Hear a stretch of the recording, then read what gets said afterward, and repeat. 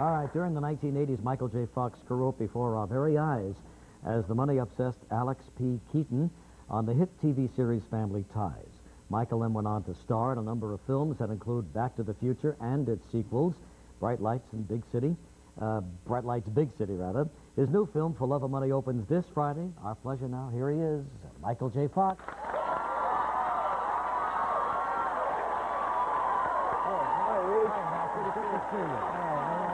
Welcome back. Thank you. Yeah. Play group or something like that? Yeah. Oh, see, I knew this was going to happen. The stool. I'm dangling. Yeah, no, that's all right. Just curl your feet Dr. under. Ruth Westheimer. These stools cause more trouble. I don't know what to do. For 10 years now we've been playing with these stools. Not for little people. This is for Charles Barkley. You guys look great. Thank you very You much. look just like you look on your show. Oh, really? You watch our show occasionally? Absolutely. No kidding. Absolutely. Oh, that's good. Who doesn't? Amazed. I'd be so misinformed and ill-informed to go out my day. If you haven't watched you guys in the morning, you can't speak to anybody. That's right. You don't know what's going on in the world, right? No, you have no concept. No clue at all. God forbid you should watch CNN or something. You get the news from us, baby. You get it straight. Absolutely. I couldn't find you last night. I know. Where did they stick you?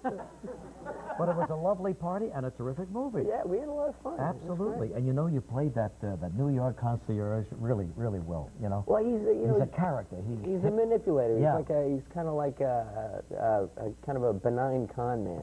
Because he's not really doing anything wrong, but he's moving real fast. Sure. It was fun. It was Yeah. a fun movie. Did I see little flashes of Jimmy Cagney? I mean, do you see that more and more yourself? I just maybe because I'm getting older. Moments, Well, that's moments a here and there. Oh, tremendous absolutely. compliment. Here and there, a little look of Cagney. Well, he was great. I mean, he was so, I always loved Cagney, and I got a chance just before he passed away to get to know him a little bit and had dinner with him, and he wrote me a couple of letters, which, how nice. Which was really nice, which were framed, and he was an amazing man. Yeah, Did he give you any advice? Well, he was, I have a letter that he wrote me, and he said, what did he say? He said, all signs point to you being small. Well, I'm small too, and size doesn't mean a thing. He was great, and he always just said, his whole thing was just know your lines and don't trip over the furniture. That was, Is it as simple as that, though? that's basically the way he looked at it. And what was great about him was for being famous for being this gangster and this killer and all that stuff, he would always say he was just a song and dance man. That's all he really wanted to be, was a song Yankee and dance Doodle man. Dandy. Yeah. Boy, he could do it all, couldn't he? He could play the villain, he could play the good guy, and he could dance with the best of And them. he was a heck of a farmer. That's right up here in New York State. Yeah, he raised Morgan horses, and he also was a painter. Now, you've got some horses, too, don't you, up in Vermont? A couple of horses, yeah. Is it a farm that you live on up there? We have a farm up there, yeah. It's not a working farm, though, is it? Well, it's working. It's working without him. Somebody asked me, do I take care of the animals? I said, well, I take care of the people who take care of the animals. That's right. We're not there consistently. I don't have, one-on-one rapport with all of the animals, but... But you grow product and you sell it? Well, we have hay and basically for the animals. We have cows. We raise rare breeds of cows, which is kind of cool. Yeah. Am I recalling this correctly, but didn't you take your honeymoon up there with Tracy? Well, we got married up there. Oh, you got married up there. Family from there? No, they're from right here in New York. So you guys all of a sudden fell in love with Vermont? Yeah, we just went up there to visit somebody about this time of the year when it's just incredible up there right now. Yeah. And we went to visit someone. We were there for about 4 days, and we came back 2 weeks later, found a realtor, and by Christmas we were farm owners. I have no idea how that happened. It was just like, I have a farm. Your little boy must adore it. Oh, yeah, he loves it up there. Our kids are about the same age. Your boy's Sam, right? Yeah, he's a little he's older. 4. So is Cody struggling with trigonometry right now? Because Sam's having No, he's mastered that. But he had to explain President Carter's book to me. We're going to pause. We'll come right back with more Michael J. Fox tonight. A little of Alex P. Keaton in there, too. Yeah. All the concierges from the various hotels meet in the morning and they exchange tickets and money. Divvy it up. And he wins. Yeah. He always wins.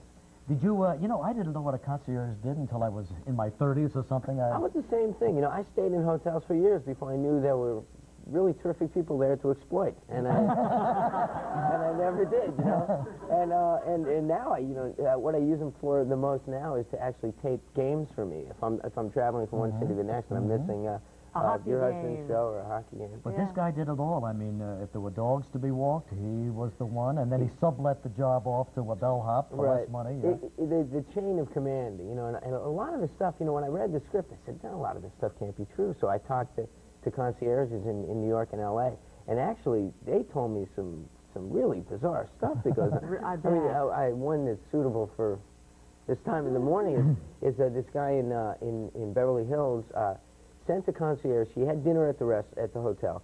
Didn't like the wine they had. They didn't have the wine he wanted.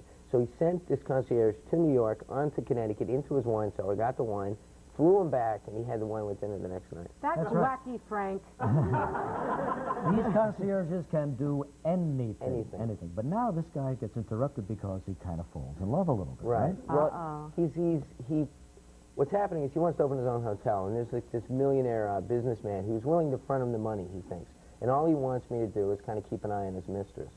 So I'm babysitting this girl and gradually fall in love with her and realize that of all the things that I could do to get money from this guy, stealing his girlfriend is not one of them. Not on the list. So it makes my life complicated. This is one of the earliest scenes where you first are aware of her. She's selling perfume. This is before I know that she's with the millionaire guy. Yeah, right, exactly. I just am going to Barney's to pick up an order for one of my customers.